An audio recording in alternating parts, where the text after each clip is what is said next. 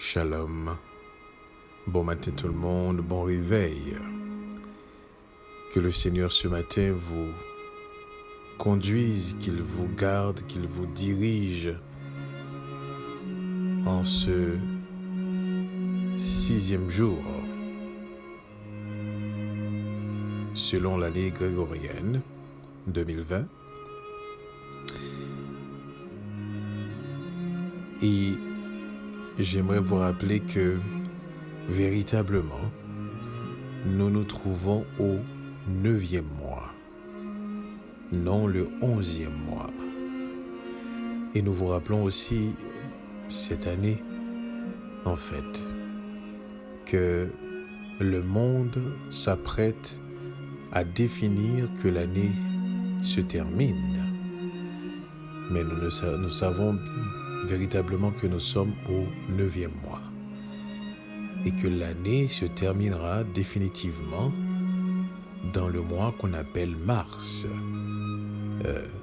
février en fait, dans le mois qu'on appelle février, et elle débutera au mois qu'on appelle mars. Le mois de février sera le 12e mois, si nous tenons compte que novembre signifie 9e et décembre signifie 10e. Donc le mois de janvier automatiquement sera le 11e, février 12e et le mois de mars sera le mois où la nouvelle année va commencer. Et cette année commence toujours suivant l'équinoxe du printemps.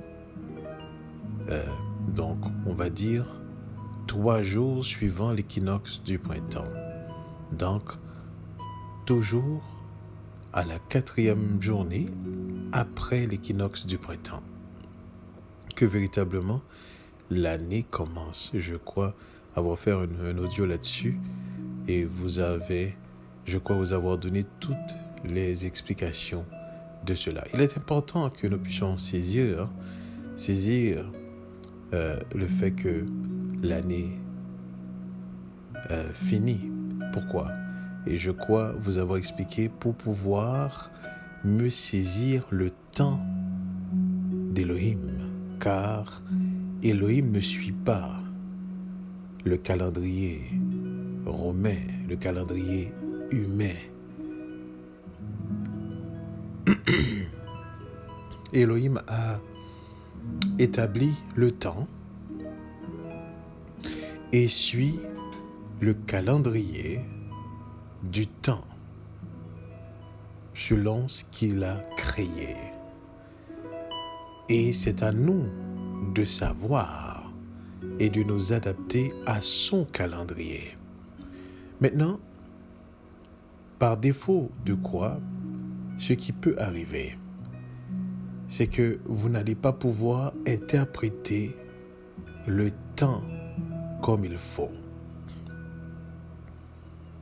Donc, par exemple, n'oubliez pas que nous devons servir et nous approcher d'Élohim en esprit et en vérité. Donc, lorsque vous dites, par exemple, arrivé en janvier, nous sommes le 1er mois de l'année. Et là, vous commencez à souhaiter bonne année à vos proches, ceux que vous aimez. Et là, vous commencez à faire des souhaits, en quelque sorte. Et souvenez-vous même, dans le monde religieux, il y a du monde qui se réunissent pour prier. Et ce qu'ils demandent, c'est la protection de Dieu durant cette nouvelle année, etc. Donc vous comprenez, si l'année ne commence pas le 1er janvier, vraiment, véritablement, si définitivement notre calendrier est faussé et que le temps a été dérivé, donc vous comprenez que vous êtes en train de prier dans l'ignorance. Or, nous devons apprendre à prier en esprit et en vérité. Voilà pourquoi c'est important de comprendre cela. Et d'autant plus, c'est que lorsque vous allez dire, par exemple, demander à Dieu de vous bénir cette année, mais de quelle année qu'il s'agit? S'agit-il de l'année selon le calendrier biblique, donc selon le temps qu'Élohim a créé, ou s'agit-il selon le temps dérivé par l'homme? Je vous rappelle encore que la raison pour laquelle on a déplacé le calendrier, c'est-à-dire au lieu que le mois de janvier soit le 11e mois et qu'il est devenu le premier mois, c'est parce que Janus était le dieu des Romains, le dieu du commencement des Romains. Donc, Rome a décidé que l'année va commencer à partir de janvier, ce qui nous donne le calendrier grégorien julien que nous avons aujourd'hui. Il est important de vous rappeler cela, afin que nous puissions marcher dans la vérité, que nous sachions les choses telles qu'elles sont. Donc, aujourd'hui, si c'est votre anniversaire, nous voulons vous souhaiter joyeux anniversaire. Soyez heureux, soyez contents, soyez conscients. Et si vous êtes seul, nous voulons vous faire savoir que vous n'êtes pas vraiment seul. Parce que Yeshua, dans sa parole, nous avait promis ceci: « Je serai avec vous tous les jours, jusqu'à la fin du monde », disait-il. Donc, il est là avec nous. Il est là en tout temps et en toutes circonstances. Peu importe la situation, peu importe le moment, peu importe l'état dans lequel qu'on est, il est là. Il est absolument là. Par moments, nous pouvons oublier sa présence. Par moments, nous pouvons ne pas nous soucier de sa présence. Et par moments, nous en prenons conscience seulement lorsque nous sommes dans une situation. Et dans d'autres situations, nous l'ignorons complètement. Mais n'empêche qu'il est toujours là. Il est toujours là, parce qu'il a promis qu'il sera là. C'est pour cela, lorsque nous le rencontrerons, et il nous manifestera à quel point il était présent, comment il était présent. Au moment qu'on ne l'espérait pas, il était là. Donc, il est là. C'est pour cela ce qui fait toute la différence. C'est lorsque nous en prenons conscience. Alors, ça fait toute une différence. Toutes nos actions, nos comportements, nos attitudes, à ce moment-là, écoutez bien ceci, sont guidées, sont dirigées à cause de sa présence, lorsque nous en prenons conscience. Voilà pourquoi qu'il faut être conscient toujours de sa présence, parce que ça fait la différence. Ce matin, nous allons regarder un sujet pour terminer la semaine. Nous allons avoir une lecture dans le livre de Matthias. Et nous allons pouvoir aussi avoir une petite lecture dans le livre des Rois, 2 Rois chapitre 5. Et on va pouvoir lire à partir du verset 8. Mais lisons d'abord Matthias, le livre de Matthieu, au chapitre 5, au verset 37. Je lis pour vous. Que votre parole soit oui, oui, non, non. Ce qu'on y ajoute vient du malin. Que votre oui soit oui, que votre non soit non. Ce qu'on y ajoute vient du malin.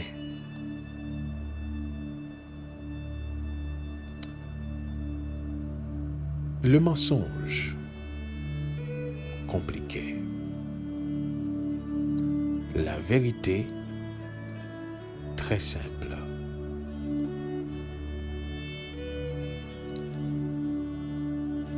Ce matin, j'aimerais aborder un sujet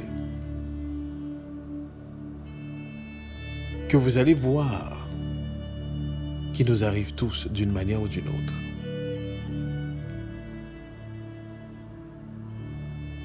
Un sujet naturellement que vous n'avez pas besoin d'apprentissage pour le savoir. Yeshua parlait aux disciples. Et hier, on disait que la vérité, là où il y a la vérité, il y a aussi la droiture. Donc là où la droiture règne, il y a la vérité. Et hier, on faisait le parallèle entre ce que Yeshua avait dit du diable, qu'il était le père du mensonge, qu'il ne se tenait pas dans la droiture, qu'il n'y avait aucune droiture en lui, donc aucune vérité. Et ici, Yeshua dit que votre oui soit oui, c'est-à-dire quand vous dites quelque chose, ce que vous dites, c'est ce que vous voulez dire. Que votre non soit non. Aussi, ce que vous dites, que ce ne soit pas quelque chose d'autre qui soit mésinterprété. Et ce qui est important, et c'est là qu'on va essayer de comprendre, de décortiquer cette parole. Il ajoute, eh bien, tout ajout. Et c'est fort, mes sœurs, mes frères. Tout ajout, disait-il, vient du mal.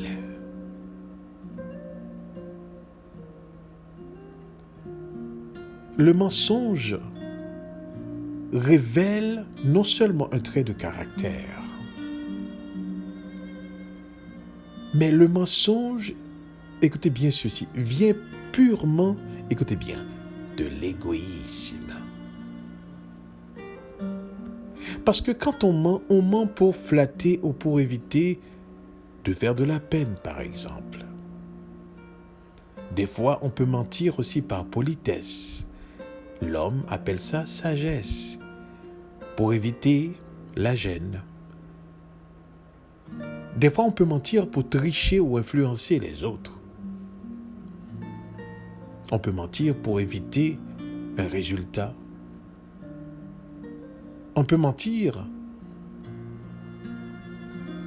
pour diverses raisons qu'on va justifier.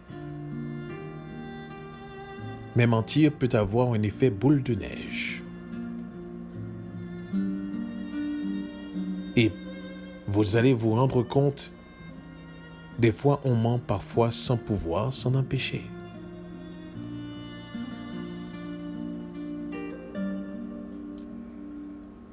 On ment parce que nous nous trouvons dans une situation et une question est survenue et nous voulons nous en débarrasser de la situation gênante.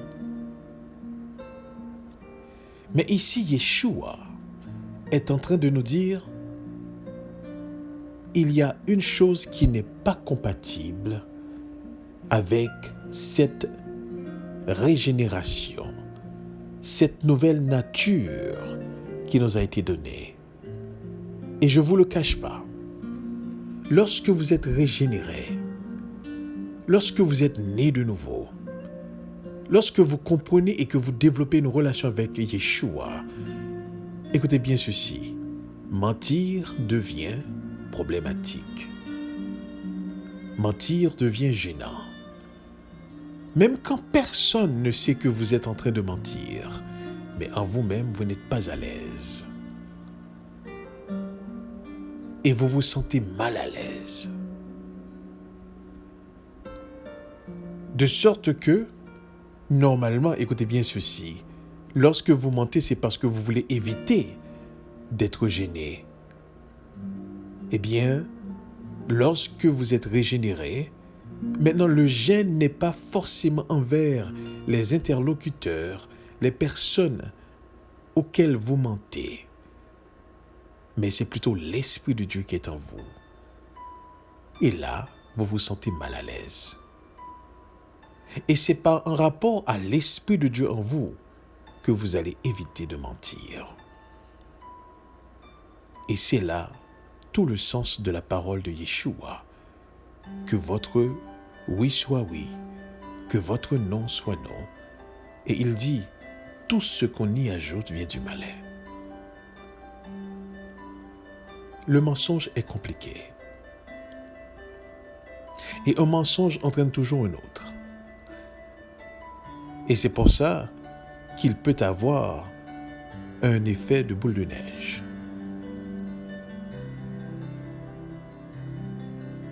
Le mensonge n'est pas le fait tout simplement de dire quelque chose dans le but de tromper. Le mensonge peut être aussi le fait de faire quelque chose dans le but de tromper. Nous pouvons regarder que David, lorsqu'il a demandé à son général de l'armée de placer le soldat Uri là où le combat est sanglant et qu'il risque de perdre la vie, David a déguisé tout simplement le désir de son cœur à travers apparemment une mort naturelle. Mais il a voulu, écoutez bien ceci, il a voulu carrément faire quelque chose, mais tout en ayant, écoutez bien, le droit, la justification de le faire. Et c'est exactement ce que Dieu condamne, l'intention.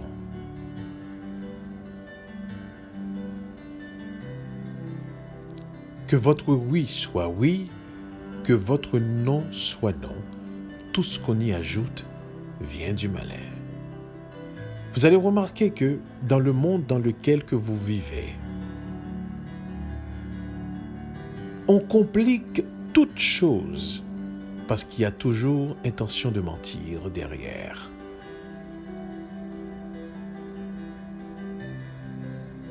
Et écoutez bien, tout le débat du droit dans ce monde, tous les arguments du droit et des lois dans ce monde, c'est parce que c'est basé sur le mensonge, non la vérité, qui vous donne ces panoplies de lois, qui vous donne ces panoplies de débats contradictoires. Parce que c'est exactement ce qu'est le mensonge. Le mensonge est contradictoire. Il n'y a pas de profondeur, disait Yeshua, du père du mensonge même. Il dit, quand il parle, il ne fait que parler de son propre fond. Donc, il n'y a pas de profondeur. Il n'a qu'un fond, pas de profondeur. Et tout ce qu'il dit, effectivement, se contredit. Que votre oui soit oui, que votre non soit non. Tout ce qu'on y ajoute vient du malin. Le mensonge fait de sorte que nous voyons les choses différemment. Et le mensonge, c'est tout un concept, une mentalité qui nous a été transmise.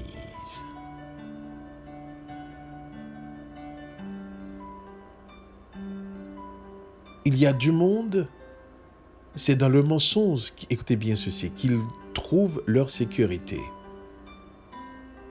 Dans des paroles flatteuses. Mais la vérité n'est pas ainsi. La vérité est simple. Voilà pourquoi Yeshua nous invite que notre oui soit oui, que notre non soit non. Et il a dit, tout ce que vous y ajoutez. Et si nous voulons marcher dans la vérité, nous devons marcher dans la droiture. Donc, évitez de mentir. Certaines fois, dans ce monde, la vérité coûte cher. Oui, tout à fait. Parce que vous êtes vrai, vous risquez de ne pas avoir d'amis. Parce que vous êtes vrai, vous risquez de perdre certaines promotions. Parce que vous êtes vrai, vous risquez de ne pas être compris. Parce que vous êtes vrai, vous risquez de ne pas être aimé. Parce que vous êtes vrai, vous risquez de perdre, des fois, certaines choses que vous appréciez.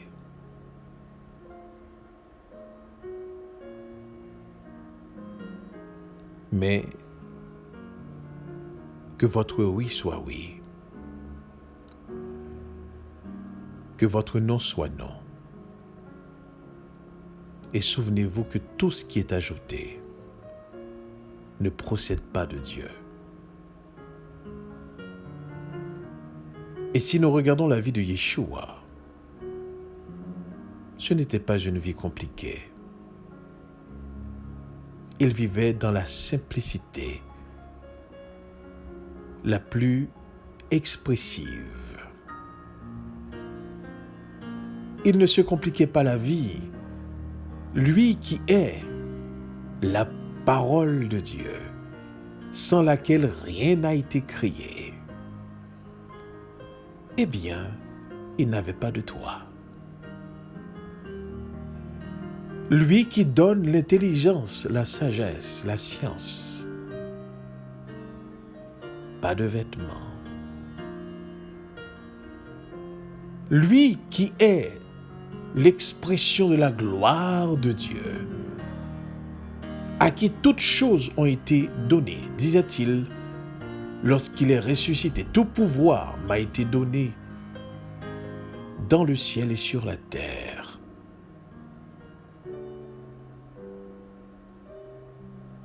Eh bien, cette même personne, ce même personnage, n'avait aucun endroit pour reposer sa tête, disait-il. Même les bêtes semblaient être mieux que lui-même, disait-il. Les loups ont des tanières, les oiseaux ont des nids, mais le Fils de l'homme n'a où reposer sa tête. Et c'est l'une des raisons pour laquelle il est l'emblème même de l'humilité. Parce que de très haut qu'il était, volontairement, est descendu très bas au niveau des hommes afin de ramener les siens avec lui-même. Alors c'est cet homme qui nous dit que votre oui soit oui, que votre non soit non. Oui, en étant vrai, nous risquons de perdre certaines choses. Mais laissez-moi vous dire ceci, peu importe ce que vous perdez, n'était jamais à vous. Et peu importe ce que vous perdez n'est que temporaire. Mais ce que vous y gagnez en disant la vérité est éternel. En disant la vérité, nous risquons effectivement de perdre certains privilèges. Mais en disant la vérité, écoutez bien ceci, nous nous approchons du Dieu de vérité. Nous nous approchons du véritable lorsque nous marchons dans la vérité. C'est pour cela que nous avons besoin de l'esprit de vérité pour nous conduire dans toute la vérité et d'avoir un langage de vérité, un comportement de vérité, une attitude de vérité. Que nos paroles soient simples. Oui, oui, non, non. Que nous n'ayons pas ce double langage comme le monde a développé. Et c'est toute une mentalité, comme je vous ai dit. C'est tout un concept. Et il n'y a aucune personne qui n'est passée par là. On a tous, d'une manière ou d'une autre, été influencés. Et d'une manière ou d'une autre, on raconte tous d'une manière ou d'une autre, un mensonge dans une journée.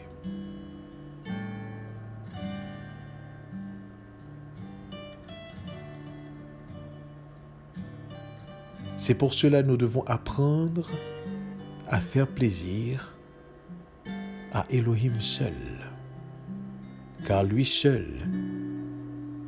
nous influence et nous conduit dans la vérité. Donc à chaque fois que vous restez et que vous voulez effectivement raconter quelque chose qui a une connotation de mensonge, laissez-moi vous dire ceci, taisez-vous, ne parlez pas. Apprenez à votre esprit à se développer dans sa potentialité, dans le fait, dans son essence même, c'est-à-dire l'esprit de vérité. Le mensonge nous rend compliqués.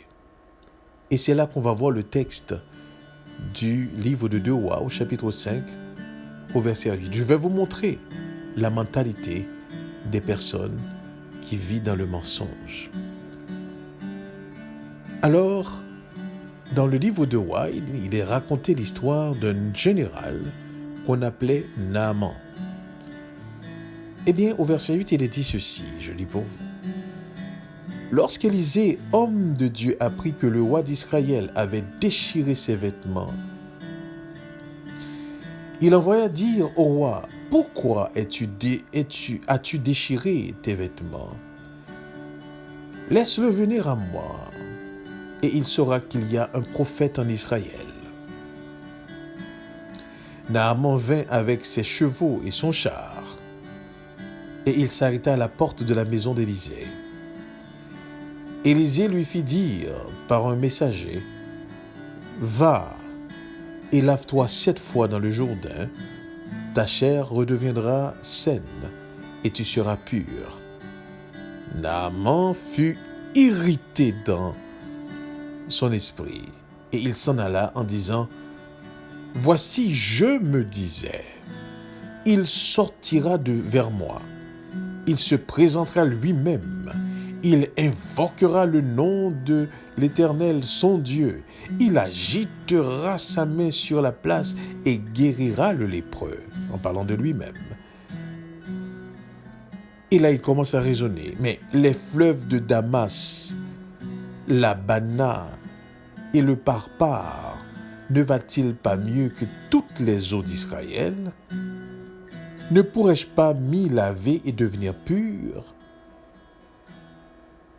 Et il s'en retournait avec fureur. Pourquoi s'est-il irrité, ce général? Tandis que ce qu'Élisée a dit, c'est simple. Va et lave-toi 7 fois dans le Jourdain, et ta chair redeviendra saine. Mais voyez-vous, comment Naaman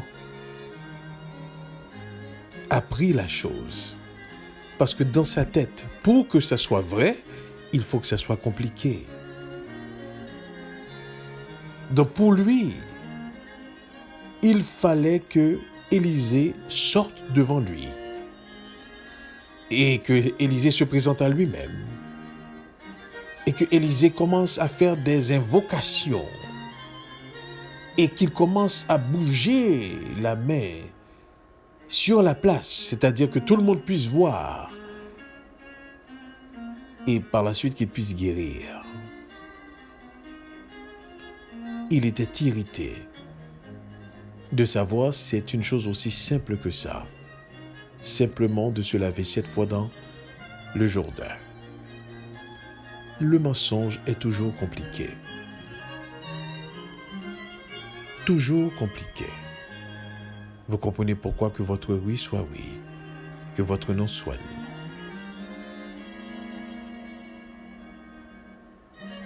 Et laissez-moi vous dire, pour terminer, parce que vous aurez économisé vos paroles à la stricte vérité. Écoutez bien ceci, vos paroles seront efficaces. Parce que vos paroles ne seront pas mélangées. Ce que vous prononcez, ce que vous dites, écoutez bien ceci, est puissant. Parce que ce qui rend nos paroles faibles, c'est le fait que nos paroles sont mélangées du mensonge et ne traduisent pas vraiment l'essence même de ce que nous voulons dire. Donc, que votre oui soit oui, que votre non soit non. Et dans le livre de Jacques, au chapitre 5, au verset 12, Jacques, justement, apprenait les enfants d'Israël, ceux qui sont nés de nouveau, à ne pas jurer ni par le ciel, ni par la terre, ni par aucun autre serment, disait-il, mais que votre oui soit oui et que votre non soit non, tel que Yeshua les a appris. Et Jacques a ajouté ceci, afin que vous ne tombiez pas sous le jugement. Donc comprenez bien, à chaque fois que nous mentons, nous tombons sous le jugement des paroles qu'on prononce.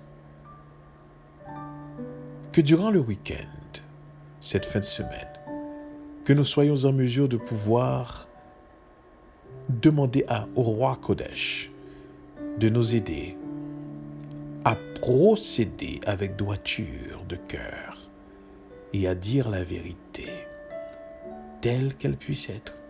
Certaines fois, elle peut nous humilier. Certaines fois, elle peut nous faire mal. Certaines fois, elle peut apporter une critique à notre égard. Certaines fois, elle peut faire de sorte que les gens nous voient différemment, leur perception change et cela nous plonge dans une forme d'isolation. Mais écoutez, quoi qu'il en soit, que votre oui soit oui, que votre non soit non. Durant cette fin de semaine, méditez, priez, questionnez, apprenez, glorifiez notre Elohim. Restez conscient de sa présence. Cherchez toujours sa gloire afin que nous puissions grandir davantage et que nous nous rapprochions davantage et que nous puissions le ressembler, que nous soyons l'expression visible même de Yeshua sur terre. Que Dieu vous bénisse. Restons conscients de sa présence. Amen. Amen.